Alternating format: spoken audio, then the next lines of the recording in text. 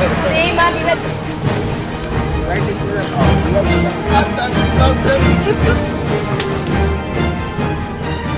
How are you doing today, Jeff? My main concern is the neighborhoods. The neighborhoods have not been getting the proper funding from the city of Rochester, and I feel that we've been left behind. And a lot of projects that we've had in the back burner are just not there because we don't have the funding. There's no way of getting funding, and there's no help for us to get funding. I'm also concerned about safety because safety in our neighborhood is important. People want to feel safe. We've got an upswing of millenniums buying in the neighborhood.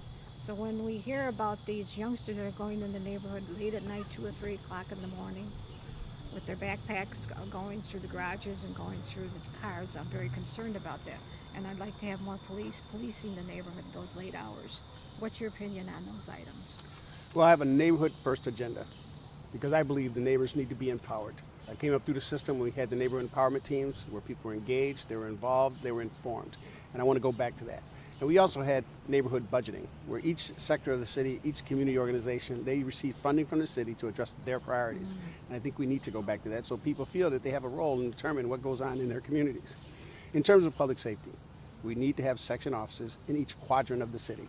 And therefore, people can go to the section office, they can engage the police executives and let them know what the issues are and what their priorities are. And then also we need to have an overhire.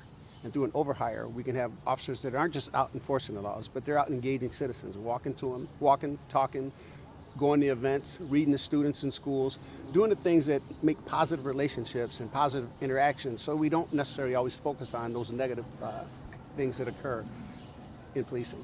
That's great because I was involved in Neighbors Building Neighborhoods when Bill Johnson was in the office, and I think that was a wonderful program.